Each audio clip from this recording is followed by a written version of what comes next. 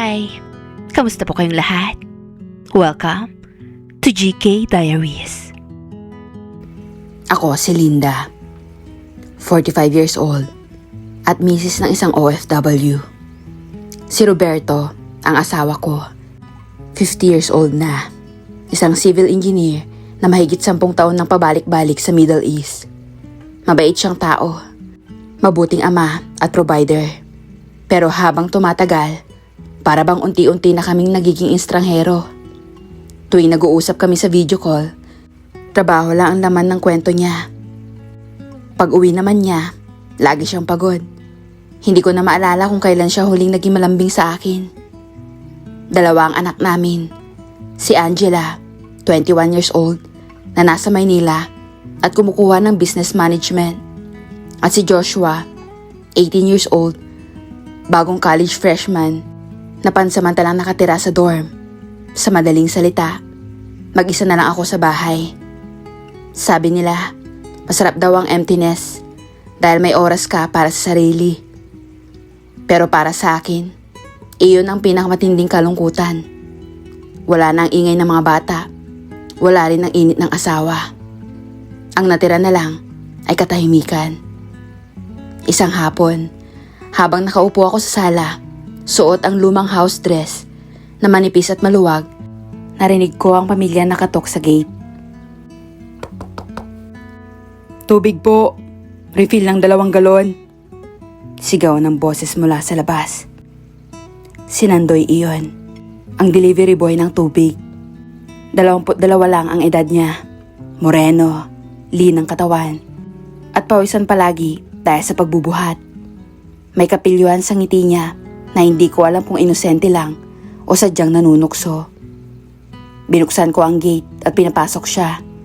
Bitbit niya ang 2 galon na para bang magaan lang.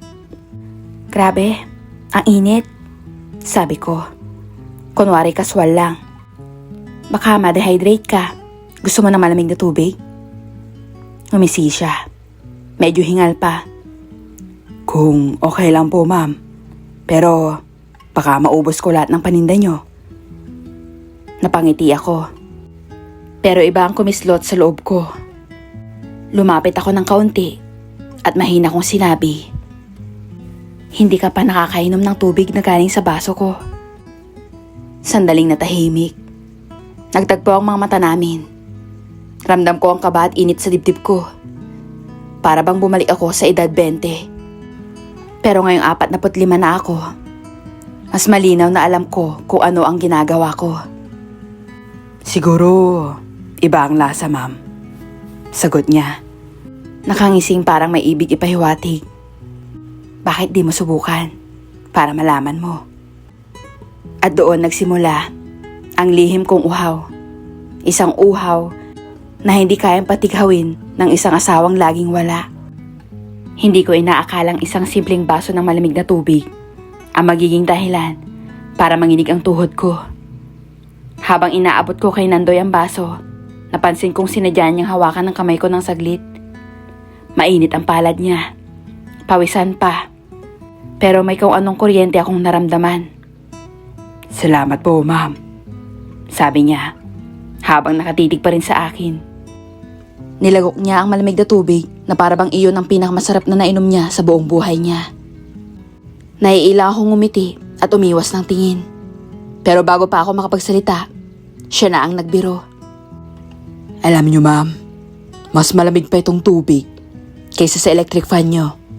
Pero kayo, parang ang init niyo tignan." Parang binuhusan ako ng malamig na tubig. Hindi ko alam kung biro lang iyon o may halong ibig sabihin. Sa edad kong ito, matagal na akong hindi nakakatanggap ng ganong klaseng komento. "Ikaw talaga, loko ka," sagot ko. Pilit na tumatawa. "Bata ka pa, pwede na kitang maging anak." Pero hindi siya umatras. Lalo pa siyang ngumisi. Kung anak niyo ako, ma'am, di spoiled ako. Gusto ko kasi yung inaalagaan." At hindi ko alam kung paano tatapusin ang usapan. Pero imbis na pigilan ko siya, nakisakay ako. Hindi lahat ng spoiled natututo, Nandoy. Sagot ko. Sabay tingin sa kanya na alam kong may halong lambing. At doon nagsimula ang titigan naming matagal. Walang salita, pero puno ng mensahe. Bago siya umalis, muli niyang binitbit ang mga galon. Bago pa siya lumabas ng pinto, lumingon siya sa akin. Ma'am, pwede ba akong bumisita ulit? Kahit hindi na tubig ang dala ko. Nabitawan ko ang hininga ko na parang matagal ko nang pinipigil. Hindi ko alam kung anong sumapi sa akin. Pero ang sagot ko, basta, huwag kang maingay. At iyon ang naging simula. Ang araw na dapat simpleng refill lang ng tubig, naging umpisa ng apoy na matagal ko nang hindi nararamdaman. Hindi ako mapakali ng sumunod na araw. Para akong dalagang bagong in love. Hinihintay ang isang tao na alam kong hindi ko dapat hinihintay. Paulit-ulit kong tinitignan ng orasan. At sa bawat tiktak nito, mas lalo kong nararamdaman ang kaba at pananabik. 2:00 ng hapon. Ang oras na karaniwang dumarating si Nandoy para mag-deliver. Pero sa araw na iyon, wala akong in-order na tubig. At doon ko napagtanto na baka nagbibiro lang siya kahapon. Hanggang sa marinig ko ang pamilyar na katok. Mabilis akong napatayo. Parang batang nahuli sa kalokohan. Binuksan ko ang pinto at nandun siya. Nakangisi, walang dalang galon. T-shirt at shorts lang ang suot. Pawisan pa rin. Pero may dalang plastic ng tinapay at malamig na soft drinks. Wala akong delivery ngayon, ma'am. Sabi niya. Pero, baka pwede namang bumisita lang. Nagulat ako. Pero imbis na pagalitan siya, pinapasok ko siya. Ramdam ko ang init ng dugo ko habang pinagmamasdan siyang umupo sa sofa. Parang sanay na sanay sa loob ng bahay ko. Nandoy, delikado to. Sabi ko. Pilit na mahina ang boses ko. Kung may makakita, ngumiti lang siya. Bakit po? 2 lang naman tayo dito. At saka, wala namang pumupuno sa inyo, ma'am. Baka naman pwedeng ako na lang. Parang huminto ang oras. Hindi ko alam kung saan ko hinugot ang tapang. Pero hindi ako umatras. Umupo ako sa tabi niya. Tigilan mo nga ako, Nandoy. Sabi ko, mahina, halos pabulong. Alam kong hindi iyon utos, kundi paanyaya. Kung gusto niyo po, titigil ako. Bulong niya, habang nakatitig sa mga mata ko. Pero, mukha namang ayaw niyo eh. At bago ko pa napigilan ang sarili ko, siya na ang unang humawak sa kamay ko. Hindi ko na maalala kung sino ang unang lumapit. Sa edad kong 45, matagal ko nang nakalimutan ang pakiramdam. At doon ko lang ulit naramdaman. Alam kong kasalanan iyon. Alam kong may asawa kong OFW na nagpapakahirap sa ibang bansa. Pero sa oras na iyon, hindi utak ang pinairal ko. At sa araw na iyon, opisyal nang nabuksan ang pintuan na hindi ko na kayang isara. Hindi ako nakatulog nung gabing iyon. Paulit-ulit kong naiisip ang nangyari sa sala. Ang halik na hindi dapat nangyari. At ang katotohanang, hinayaan ko siya. Habang nakahiga ako sa kama, hawak ang cellphone ko. Nag-pop up ang pangalan ni Roberto sa screen. Tumatawag siya mula sa abroad. Mahal, kamusta ka dyan? Tanong niya. Kita sa mukha ang pagod. Nasa barak siya, halatang galing trabaho. Okay lang ako, hi. Sagot ko. Pilit na umiti. Ikaw, mahal. Napapagod ka na naman ata dyan. Ganon talaga, mahal. Basta, ingat ka dyan ha. Miss na kita.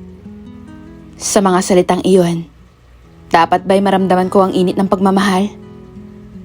Pero ang sumagi sa isip ko ay ang halik ni Nandoy At doon pumatak ang luha ko. Luha ng hiya at pagkakasala. Anong ginagawa ko? Bulong ng konsensya ko. Habang ang asawa mo ay nagpapakahirap sa ibang bansa, ikaw naman dito, nagpapadala sa tukso. Kinabukasan, habang nag-aayos ako ng bahay, paulit-ulit kong pinipilit kumbinsin ang sarili ko. Huling beses na iyon, hindi na mauulit. Pero nang dumating si Nandoy ulit, dala ang delivery ng tubig na hindi ko naman in-order. Nandun na naman ang kaba. Hindi ko siya matignan ng diretsyo. Ma'am, sorry kung sumobra ako nung isang araw. Sabi niya, seryoso ang tono. Hindi ko alam kung nagalit kayo. Hindi ako galit. Sagot ko agad. Kahit hindi dapat sana iyon ang isagot ko. Nagulat lang ako. Nagkatitigan kami. May kasamang guilt, pero may apoy din. Bakit ba ganito? Ang utak ko'y nagsasabing, tumigil ka na, Linda. Pero ang katawan ko'y umaamin na gusto ko pa. Pag alis niya, para akong dalawang tao sa iisang katawan. At alam kong sa bawat pagbisita niya, mas lalong bibigat ang kasalanang pilit kong itinatago. Alam kong mali. Paulit-ulit kong sinasabi sa sarili ko na titigil na ako. Pero habang lumilipas ang mga araw, mas lalo akong nahuhulog sa tukso. Si Nandoy ay dumadalaw na halos 3 beses sa isang linggo. Minsan, may dalang tinapay. Minsan, soft drinks. Minsan, simpleng kwento lang tungkol sa pamilya niya. Sa bawat pag-upo niya sa sofa, sa bawat tawa niya, ramdam kong unti-unti akong lumalambot. Isang hapon, bumisita siya habang nagluluto ako sa kusina. Nakatalikod lang ako nang maramdaman ko ang presensya niya sa likod ko. Ma'am, bulong niya. Hindi ko na po kayang pigilan ng sarili ko. Lagi ko kayong naiisip. Parang kinoryente ang buong katawan ko. Gusto kong sabihin na tigilan na niya ako. Pero imbis na salita, buntong hininga lang ang lumabas sa bibig ko. Nandoy, malito. Mahina kong tugon. Pero hindi ko tinanggal ang kamay niya. At dahan-dahan niya akong pinihit paharap sa kanya. Nagtagpo ang mga mata namin. At sa titig pa lang, alam kong tapos na ang laban ko. At sa unang pagkakataon, matapos ang napakahabang panahon, naramdaman ko ulit kung paano maging babae. Hindi lang bilang asawa o ina, kundi bilang isang taong may pangangailangan. Sa kusina mismo, habang kumukulo ang niluluto kong ulam, tuluyan akong bumigay. At sa gabing iyon, nang mahiga ako sa kama, halos hindi ko matignan ang sarili ko sa salamin. At doon nagsimula ang lihim naming relasyon. Simula nung araw na iyon, para akong naging 2 tao. Sa umaga, ako si Linda, isang responsableng misis ng OFW. Isang ina na laging nakikipag-chat sa mga anak kong nasa Maynila at dorm. Sa mata ng kapitbahay at kaibigan, ako'y ulirang asawa at ina. Pero sa hapon, kapag tahimik na ang paligid, ako si Linda, na hinihintay ang katok sa gate mula kay Nandoy. Parang musika sa tenga ko ang tunog na iyon. Kapag dumating siya, dalaman niya ay tinapay, soft drinks, o minsan simpleng ngiti lang. Alam kong may mangyayari. Minsan, nagdadala siya ng tubig bilang palusot. Ma'am, bulong niya minsan habang hawak ang kamay ko. Kung asawa niyo lang ang nandito, hindi niyo na ako hahanapin. Napapikit ako. Huwag mong sabihin yan, Nandoy. Mahal ko pa din si Roberto. Ngumiti siya ng mapait. Mahal niyo nga siya, ma'am. Pero ang katawan niyo, ako ang hinahanap. At totoo iyon. Sa tuwing kaharap ko si Roberto sa video call, nakangiti ako Kinukwento ang mga gawaing bahay, ang mga bata. Pero sa isip ko, naroon si Nandoy.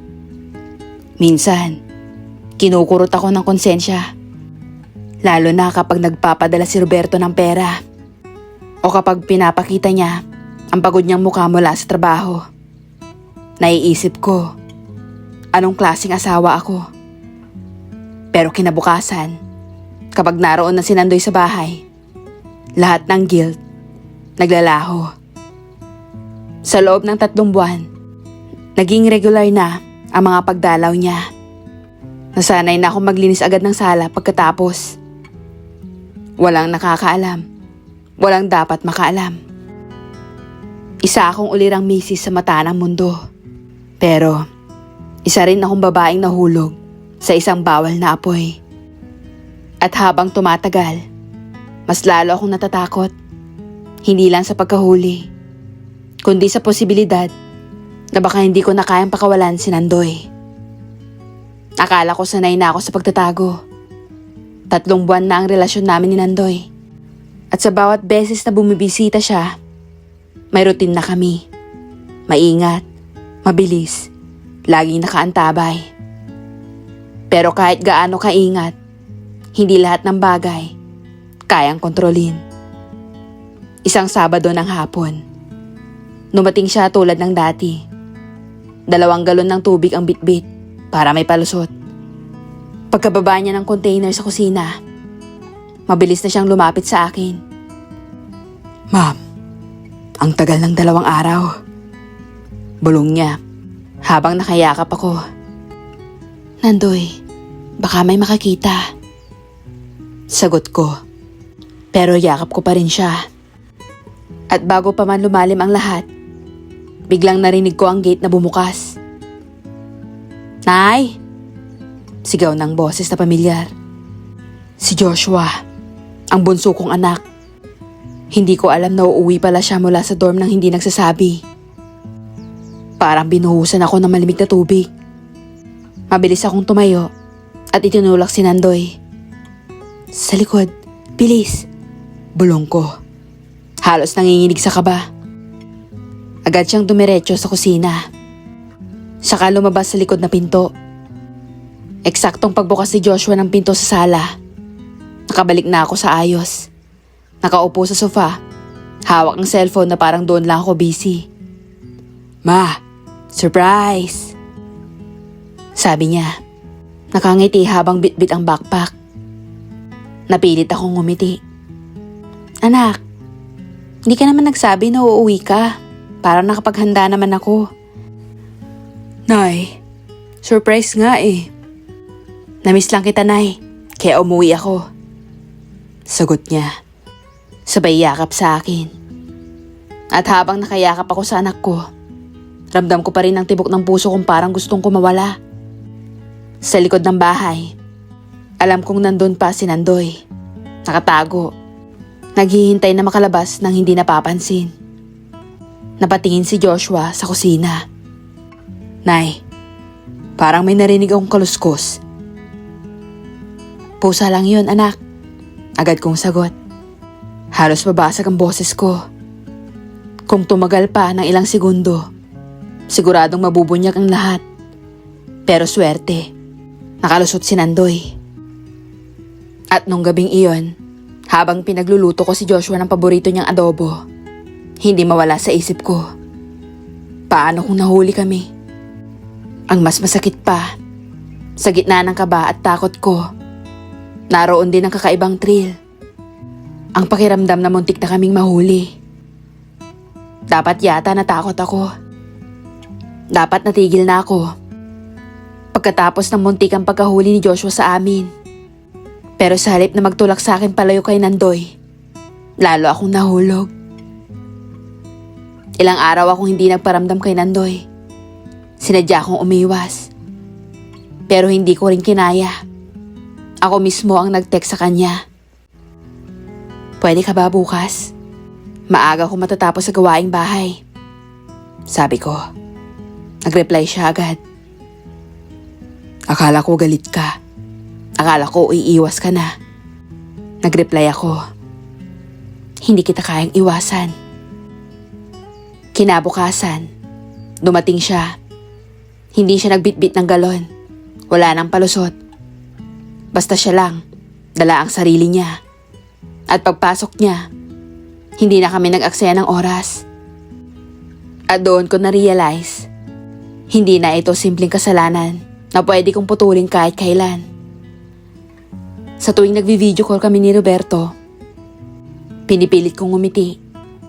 Pinipilit kong magpakamisis na tapat. Pero pagkatapos ng tawag, ako rin ang magpapapasok kay Nandoy sa bahay. At sa bawat gabing ganoon, habang nakahiga ako mag-isa, isa lang ang tanong na bumabagabag sa akin. Hanggang kailan ko kayang maitago ang dalawang mundong ito? Akala ko kaya kong itago ang lahat.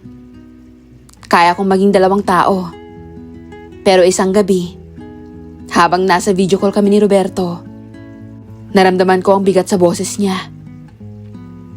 Mahal? Sabi niya, habang nakaupo sa maliit na kwarto niya sa abroad. Halatang galing pa sa trabaho. Pawis at pagod.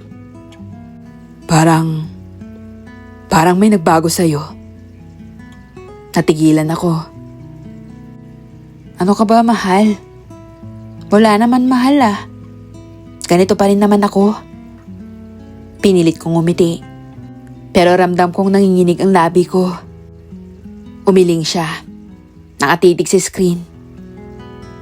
Hindi ko alam. Pero parang malayo ka na sa akin. Dati, kahit pagod ako, ramdam ko yung init mo kahit sa tawag lang. Ngayon, parang may ibang iniisip ka na. Siguro, stress lang ako, mahal. Sagot ko, halos pabulong. Tumango lang siya. Pero hindi ako pinakawalan ng titig niya. Ganun ba, mahal? Pero sana, huwag kang magbabago, mahal. Ako, kahit anong hirap dito, ikaw pa rin ang iniisip ko. Ikaw at ang mga bata. Kinakaya ko lahat ng pagod. Basta alam kong ikaw lang nasa puso ko. Nang marinig ko iyon, halos maluha ako. Ako lang ba talaga, Roberto? Sa isip ko, ramdam ko ang bigat ng kasalanan. Pagkatapos ng tawag, nahiga ako sa kama. Hawak pa rin ang cellphone. Nanginginig ang kamay ko. Ang kutob niya, hindi biro. At doon ko naisip, kahit gaano ko itago, kahit ilang palusot pa, ramdam pa rin ng asawa ko ang pagbabago ng puso ko. Pero mas masakit, kahit may guilt, hindi ko pa rin kayang talikuran si Nandoy. Makalipas ang ilang araw, tumawag ulit si Roberto. Karaniwan, kwento lang siya tungkol sa trabaho, sa pagod, at sa mga kasama niya. Pero ngayong gabi, iba ang tono niya. Parang may pinipigil na bigat sa dibdib. Mahal, Bungad niya, habang nakahiga siya sa kama ng barracks. May nagchat sa akin. Kinabahan agad ako. Sino, mahal? si Tony. Kapitbahay natin. Sabi niya, madalas raw may kausap ka na delivery boy. Totoo ba yon? Para akong binagsakan ng langit at lupa. Napalunok ako bago nakasagot. Ha? Si Nandoy? Yung nagdadala ng tubig? Oo, kasi madalas ako magpa-deliver. Wala namang masama doon, di ba? Tumahimik siya ng ilang segundo. Parang hinuhukay ang totoo sa mukha ko. Oo nga, wala naman. Pero sabi kasi ni Tony, parang madalas ka raw may kasamang lalaki sa bahay. Baka raw kung ano ang iniisip ng iba. Ramdam ko ang malamig na pawis sa batok ko. Alam mo naman ang mga tao, mahal. Mahilig sa chismis. Kung ano-anong sinasabi. Delivery lang talaga yon, mahal. Sigurado ka? Tanong niya. Seryoso ang boses. Wala akong ibang hinihingi sa'yo, kundi tapat ka lang sa akin. Dito, Araw-araw akong halos masiraan ng katawan kakatrabaho. Ang iniisip ko lang, sana wala kang ibang hinahanap dyan. Tumulo ang luha ko. Hindi ko alam kung luha yun ng hiya o luha ng galit sa sarili. Gusto kong sumigaw ng, oo, may mali akong ginagawa. Pero wala akong lakas ng loob. Oo, mahal. Sagot ko. Pilit na kalmado ang boses. Ikaw lang naman. Ikaw lang lagi. Ngumiti siya ng mapait bago kami nagpaalam. Sana nga. Kasi kung may iba, malalaman ko rin yun. Pagkatapos ng tawag, naupo ako sa gilid ng kama. Nanginginig ang kamay. Hindi ko alam kung hanggang kailan ko pa kaya magsinungaling. At ang masakit, hindi ko rin alam kung kaya ko nang bitawan si Nandoy. Akala ko ako lang nahihirapan sa sitwasyon namin. Pero mali pala ako. Si Nandoy, habang tumatagal, lalo ring tumatapang. Isang hapon, dumating siya nang hindi ko inaasahan. Hindi siya nag-text, hindi kumatok. Basta bigla na lang siyang pumasok sa gate nang makita niyang bukas. Nandoy! Halos pasigaw kong tawag habang tinutulak ko siya palayo. Bakit ka basta-basta na lang pumasok? Paano kung may makikita? Umiti siya, parang wala lang. Sabihin mong nag-deliver ako. Wala namang masama. Hindi ganon kadali. Mariin kong sagot, halatang kinakabahan. Alam mo bang halos mahuli na tayo nung isang araw?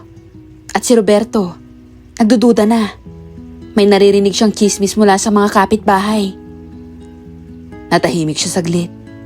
Pero imbis na umatras, mas lalo siyang lumapit. Saka tumingin ng diretso sa mata ko. Ano ngayon kung nagdududa siya? Ano naman ngayon kung malaman ng lahat? Ma'am, ayoko nang laging patago. Gusto ko, akin ka na din. Hindi lang sa oras na libre ka. Oo. May parte sa puso ko na gustong marinig iyon. Pero mas malaki ang kaba. Nandoy, huwag kang magpadalos-dalos. Pakiusap ko. Nanginginig ang boses. Hindi mo alam kung gaano kabigat to para sa akin. May asawa ako. May mga anak ako. Hindi ako tulad mo. Humigpit ang hawak niya sa akin. Pero, mahal kita. Mariin niyang bulong. Nandoy, baka ikaw pang maging dahilan ng pagkahuli natin. Ngumiti siya ng mapait. Pero kita ang apoy sa mga mata niya. Kung ikakahuli ko to, sige. Basta alam mong hindi na ako titigil. Kailangan kita, ma'am. At doon ako tuluyang natakot. Hindi sa asawa kong may hinala, kundi kay Nandoy mismo. Na baka siya ang sumunog sa lahat ng pinipilit kong itago. Isang linggo pagkatapos sa pagtatalo namin ni Nandoy, dumating si Angela, ang panganay kong anak. Hindi siya nag-text, hindi tumawag. Diretso lang siyang umuwi mula sa Maynila. Gusto raw niya akong sorpresahin. At nasorpresa nga ako, pero hindi sa paraang dapat. Nasa sala kami noon ni Nandoy. Nakatayo ako, siya'y nakayakap sa akin mula sa likod. Nang biglang bumukas ang pinto. Ma? Parang huminto ang mundo ko. Nanigas ako. Napabitaw si Nandoy. At nang lumingon ako, naroon si Angela. Nakatayo, hawak ang maleta. Nakatulala sa eksena sa harap niya. Ma? Natigilan siya. Nanlaki ang mga mata. Ano to? Angela, halos pasigaw kong tugon. Mabilis kong itinulak si Nandoy palayo. Hindi mo naiintindihan. Pero paano niya maiintindihan? Kita sa mata ng anak ko ang pagkasuklam, ang gulat, ang pagkadurog. Ano to, ma? Nanginginig ang boses niya. Habang nagpapakahirap si Papa sa abroad, ganito palang ginagawa mo dito sa bahay? Hindi ako makasagot. Para akong nalunod sa sariling luha. Si Nandoy naman, nakatayo lang. Walang masabi. Hanggang sa nagpasya siyang lumabas ng bahay nang hindi lumilingon. Naiwan kaming dalawa ng anak ko. Tahimik, mabigat. Ma, halos pabulong. Pero ramdam ko ang sakit. Hindi na ikaw ang mama na kilala ko. At umakyat siya sa kwarto. Iniwan akong nakaload sa sahig. Sa lahat ng kinakatakutan ko, ito na ang pinakamalupit. Hindi na chismis, hindi na kutob. Ang anak ko mismo ang nakahuli sa akin. Hindi ko kayang tiisin ang katahimikan ni Angela. Ilang araw na siyang halos hindi ako kinakausap. Hindi man lang tumitingin ng diretso. Hanggang sa isang gabi, pinuntahan ko siya sa kwarto. Nakaupo siya sa kama. May hawak na libro. Pero ramdam kong hindi talaga siya nagbabasa. Pagpasok ko, hindi niya ako tinignan. Anak, mahina kong tawag. Lumapit ako. Nanginginig ang kamay ko. Angela, anak. Patawarin mo ko. Alam kong nakita mo ang hindi mo dapat makita. Alam kong nasaktan kita. Bigla siyang tumingin sa akin. Puno ng luha ang mata. Nasaktan? Ma, hindi lang ako nasaktan. Dinurog mo si Papa. Dinurog mo kami ng pamilya mo. Para akong tinusok ng kutsilyo sa dibdib.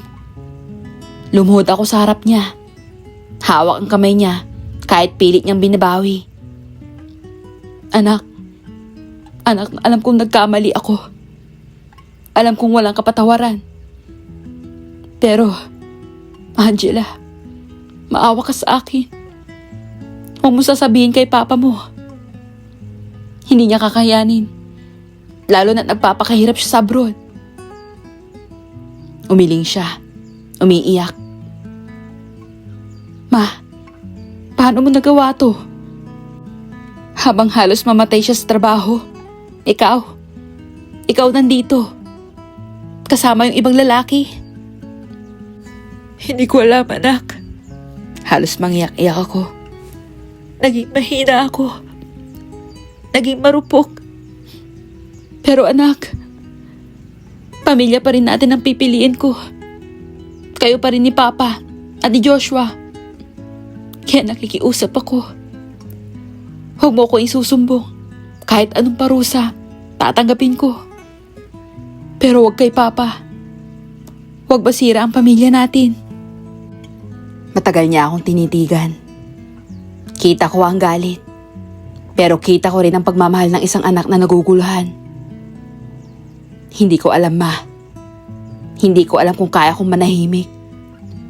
Hindi ko alam kung kaya pa kitang pagkatiwalaan pa. Niyakap ko siya. Umiiyak.